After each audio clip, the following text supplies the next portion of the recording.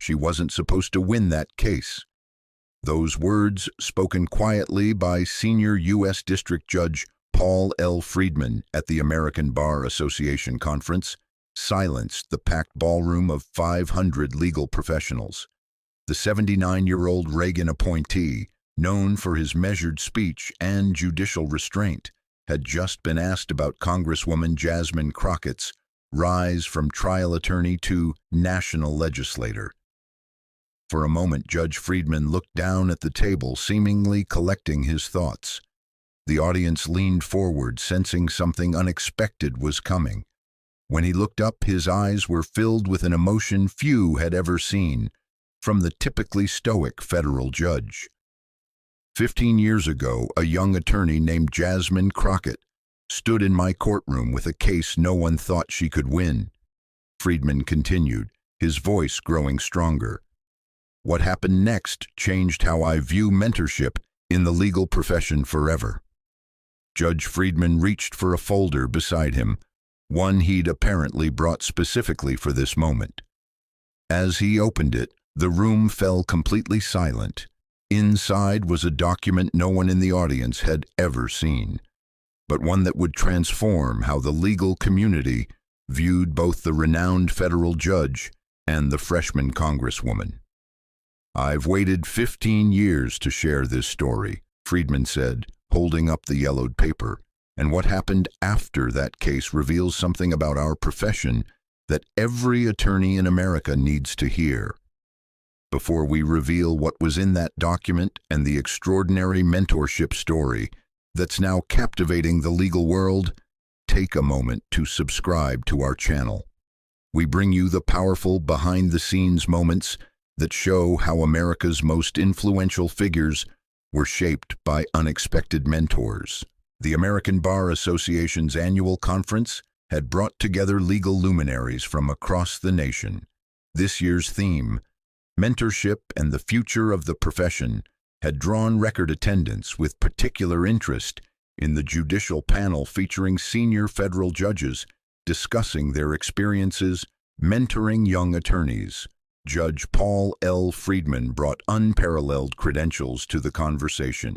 Appointed to the U.S. District Court for the District of Columbia by President Clinton in 1994, Friedman had presided over some of the nation's most significant cases. A graduate of Cornell and Georgetown law, his 3-decade judicial career had earned him a reputation for thorough legal analysis and fair-minded rulings that transcended political divisions. At 79, Friedman was nearing the end of his distinguished career. Though he had taken senior status years earlier, he continued hearing cases and was widely respected across the ideological spectrum. His judicial temperament, calm, deliberate, and meticulously fair, had made him a model for younger judges and an influential voice in the federal judiciary. What impact has mentorship had on your professional journey? Was there someone who saw potential in you that others missed? Share your experience in the comments. Your story could inspire others to become mentors themselves. Congresswoman Jasmine Crockett represented a different generation and path. The 43-year-old freshman representative from Texas's 30th District had come to Congress after building a reputation as a formidable civil rights attorney. Before entering politics, she had represented clients in high-profile cases involving voting rights, police misconduct, and systemic discrimination, often taking on seemingly impossible cases that other attorneys had declined. What few people knew and what was about to become the focus of national attention was the connection between these two seemingly different legal figures. Their paths had crossed 15 years earlier when Crockett was just beginning her legal career and Friedman was already a senior federal judge. The ABA conference panel had proceeded predictably through its first hour. Judges shared anecdotes about clerks they had mentored who went on to successful careers. They offered standard advice about the importance of supporting young attorneys, particularly those from underrepresented backgrounds. As the moderator turned to Judge Friedman for what was expected to be similar remarks, she asked a question that would transform the event. Judge Friedman, in your 3 decades on the bench, which young attorney stands out most in your memory as someone whose growth you witnessed firsthand?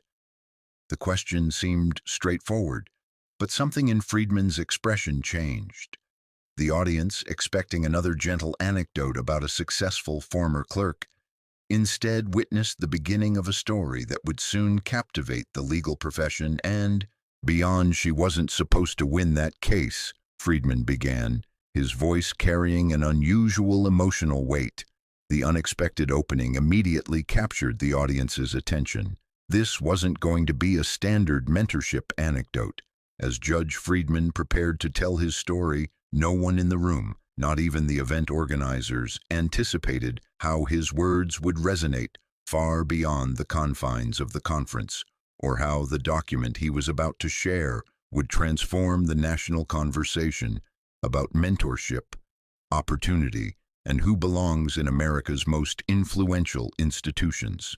15 years ago, Judge Friedman continued, a young attorney named Jasmine Crockett appeared in my courtroom representing a community organization challenging federal housing regulations. The government had assembled a team of experienced Justice Department attorneys. Miss Crockett stood alone. The judge's recollection was precise, painting a vivid picture of the David versus Goliath scenario. She had graduated from law school just 2 years earlier. This was her first federal case. The legal odds were entirely against her. Friedman described how the government attorneys had filed motions to dismiss, arguing that Crockett's clients lacked standing and that their claims were legally insufficient. On paper, they were right, he acknowledged. Precedent didn't favor her position. But Miss Crockett had identified a novel legal theory that deserved consideration. The audience listened intently as Friedman recounted the pivotal hearing. I decided to allow oral arguments rather than ruling on the briefs alone. Something about her written submissions suggested a legal mind that deserved to be heard. He described how Crockett had entered his courtroom that day, nervous but prepared, carrying a single binder while the government team wheeled in boxes of documents. The Justice Department attorneys began with confident arguments about standing requirements and the deference courts should give to agency expertise. Their presentation was polished, citing all the right cases. Friedman's expression changed as he continued the story. When Ms. Crockett's turn came, something remarkable happened. She didn't just argue law, she showed how it affected real people. She had brought statements from community members, photographs of housing conditions, and specific evidence of how the regulations were being implemented in ways the drafters never intended. The judge described how Crockett had connected these concrete examples to legal principles, weaving together human impact and jurisprudence in a way that transcended routine legal arguments. She wasn't just citing cases, she was showing why they mattered. I peppered her with difficult questions, Friedman admitted. I challenged her novel interpretation. I pointed out the weaknesses in her standing arguments. He paused, and each time she responded with a level of preparation and thoughtfulness that frankly surprised me. The judge then revealed something unexpected. After that hearing, I wrote a note to myself about Ms. Crockett's performance. I've kept it all these years. This was the document he had pulled from his folder, a yellowed legal pad with his handwritten notes from 15 years earlier. I wrote, "Extraordinary potential. Watch this attorney's career. Preparation and perspective unlike most seasoned counsel. Represents the future of the profession." The audience murmured in surprise as Friedman held up the paper. "I've never shown this to anyone, not even Miss Crockett. I've written similar notes about only 3 attorneys in my 30 years on the bench." He continued his story, describing how he ultimately ruled against the government, giving Crockett's clients the opportunity to present their full case. The legal community was shocked by my decision.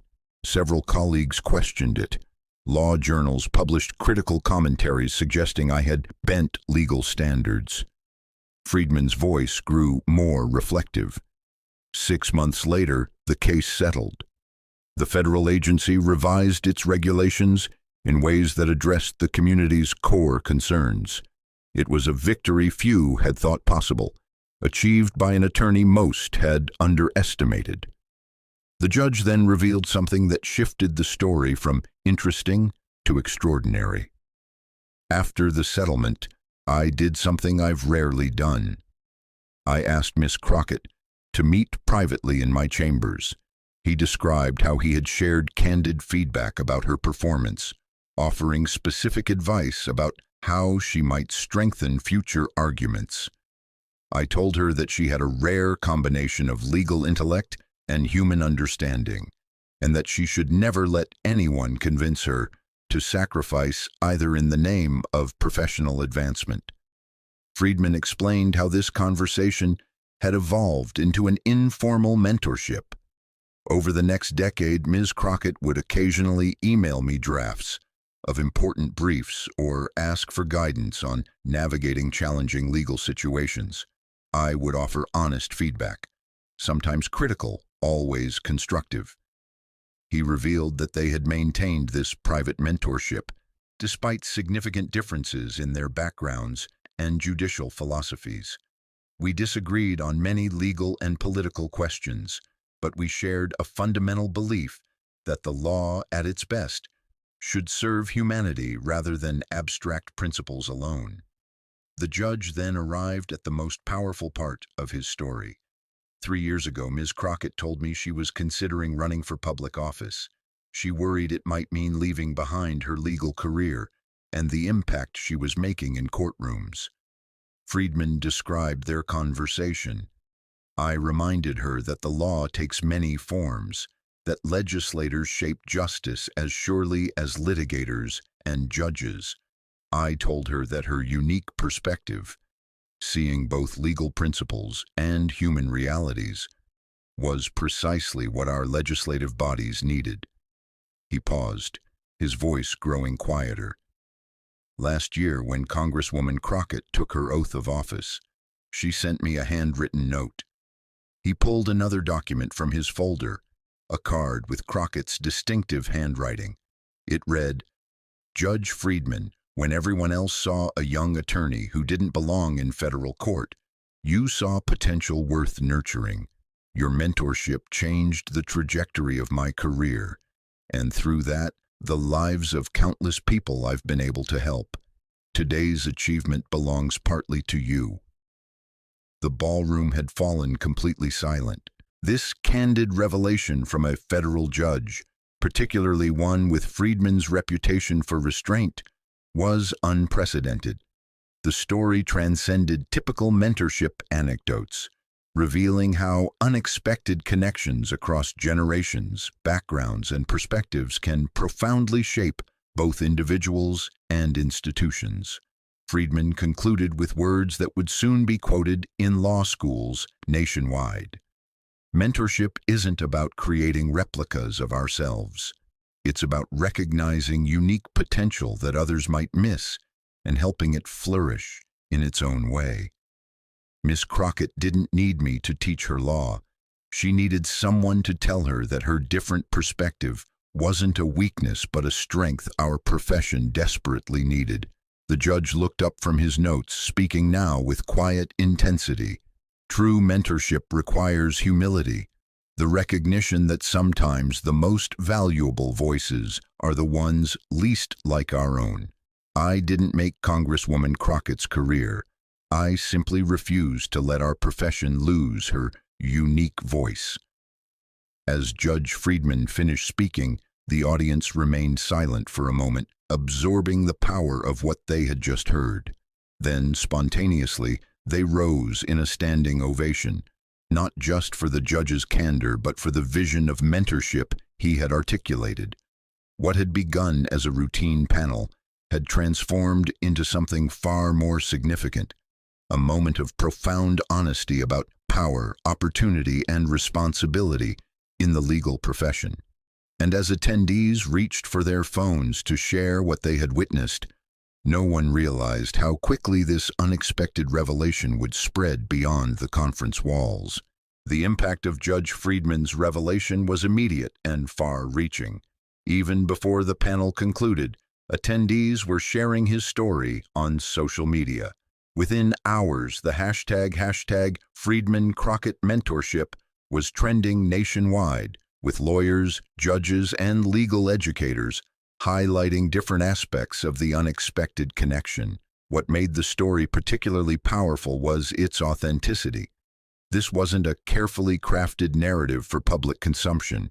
It was a genuine relationship revealed only years later, with contemporaneous documentation that no one could have anticipated would ever become public. The first journalists to report on the story focused on its unusualness. A Reagan-appointed judge who had maintained a years-long mentorship with an attorney who would become one of Congress's most progressive voices. The Washington Post's legal affairs columnist published a piece titled "Across the Divide: The Unexpected Mentorship That Shaped a Congressional Career." But as the story spread beyond legal circles, the focus shifted to its broader implications. National outlets framed it as a powerful example of looking beyond credentials and conventional expectations to recognize talent in unexpected places. Morning shows featured segments on hidden mentorship and the importance of cross-generational professional relationships. The ABA quickly produced a professional-quality video of Friedman's remarks, which accumulated over 3 million views in its first week. Law schools requested permission to use the recording in professional responsibility courses. Corporate training programs incorporated the story into diversity and inclusion curricula. The day after the conference, Congresswoman Crockett addressed the story for the first time. Rather than a formal statement, she posted a simple message on social media. Judge Friedman saw potential where others saw inexperience. His mentorship taught me that different perspectives strengthen our legal system, not weaken it. Every profession needs mentors willing to nurture voices unlike their own. Her post included a photo, one that had never before been public, of her swearing-in ceremony to the federal bar 15 years earlier. In the background, barely noticeable but unmistakably present, was Judge Friedman watching the young attorney take her oath. Media requests for joint interviews poured in, but both Friedman and Crockett declined. As one of the judge's clerks told reporters, this wasn't revealed for publicity. It represents something private that Judge Friedman chose to share only when he felt it might help others understand true mentorship. The story resonated particularly strongly with young attorneys from underrepresented backgrounds. Social media filled with their responses, many sharing similar experiences of senior lawyers or judges who had seen their potential and provided crucial support at pivotal moments. Judge Friedman's story brought me to tears, wrote one public defender on Twitter. 10 years ago, a senior attorney took time to give me genuine feedback when everyone else wrote me off. Today, I'm arguing before appellate courts. Mentorship literally changes lives. Law firms and judicial organizations began examining their formal and informal mentorship practices. The Federal Judicial Center announced a new initiative focused on judicial mentorship of attorneys from diverse backgrounds. Several major law firms established structured programs pairing senior partners with attorneys from underrepresented groups. Legal education also felt the impact. Georgetown Law School, where Friedman had studied decades earlier, created the Friedman Crockett Mentorship Program, matching first-generation law students with experienced attorneys and judges. The dean explained, "This story reminded us that mentorship isn't just about career advancement. It's about preserving unique perspectives that enrich our entire profession. 4 days after the conference, something unexpected happened. Judge Friedman received an invitation to attend a small reception at the Capitol, hosted by the Congressional Black Caucus. Though his judicial position typically limited such engagements, he obtained the necessary ethical clearance to attend this non-political event focused on mentorship. Attendees described a powerful moment when Congresswoman Crockett introduced the judge to her colleagues. Without prepared remarks, she spoke from the heart about the impact of having someone in authority believe in her abilities when others did not. "Judge Friedman never asked me to change who I was or where I came from," she said. "He simply helped me become the best version of myself as an advocate." The judge, typically reserved in public settings, responded with equal candor. "The legal profession is strongest when it includes voices from all backgrounds and perspectives. My small role in Congresswoman Crockett's journey has enriched my understanding of the law far more than anything I might have offered her." This genuine exchange, reported by several attendees, amplified the story's impact. It wasn't just about one mentorship relationship, but about a model for how experience and fresh perspective could strengthen institutions when brought together with mutual respect. A week after the conference, the American Bar Association announced that Judge Friedman and Congresswoman Crockett had agreed to co-teach a special course on advocacy across differences at several law schools the following semester. The waiting list for the first session filled within hours of the announcement. As one law school dean commented, "This isn't just about a judge and a congresswoman. It's about recognizing that our differences in background, experience, and perspective can strengthen our institutions rather than divide them, but only if those with power and influence are willing to nurture voices unlike their own." What had begun as an unexpected moment of candor at a professional conference had evolved into something much more significant, a national conversation about mentorship, opportunity, and the future of America's most influential institutions. 3 months after Judge Friedman's revelation, the ripple effects continued to spread through America's legal and political institutions. What had initially seemed like an inspiring but isolated story had catalyzed concrete changes in how the legal profession approached mentorship and professional development. The Federal Judicial Center published a comprehensive report on mentorship from the bench, examining how judges could appropriately support attorneys appearing before them, particularly those from backgrounds traditionally underrepresented in federal practice. The report cited the Friedman-Crockett relationship as a model of mentorship that maintained proper judicial boundaries while still providing meaningful guidance. Law schools nationwide reported increased interest in mentorship programs. Applications for judicial clerkships from students of color rose significantly, with many explicitly citing the Friedman-Crockett story as inspiration. As one Howard Law student wrote in her application, Judge Friedman demonstrated that the bench can be a place where diverse legal perspectives are valued rather than dismissed.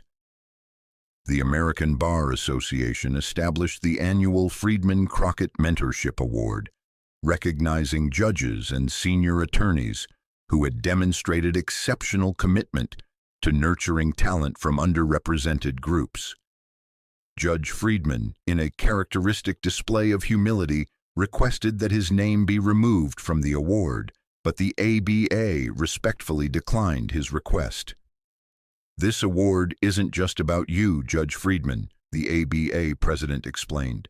"It's about establishing a model of mentorship that transcends political and philosophical differences to strengthen our profession's future." Beyond institutional changes, the story continued to resonate with individual attorneys and judges across the country. The ABA collected over 500 testimonials from lawyers who had experienced similar mentorship at crucial moments in their careers. publishing them in a digital archive that became required reading in professional responsibility courses. 6 months after the conference, Judge Friedman and Congresswoman Crockett fulfilled their commitment to co-teach at several law schools.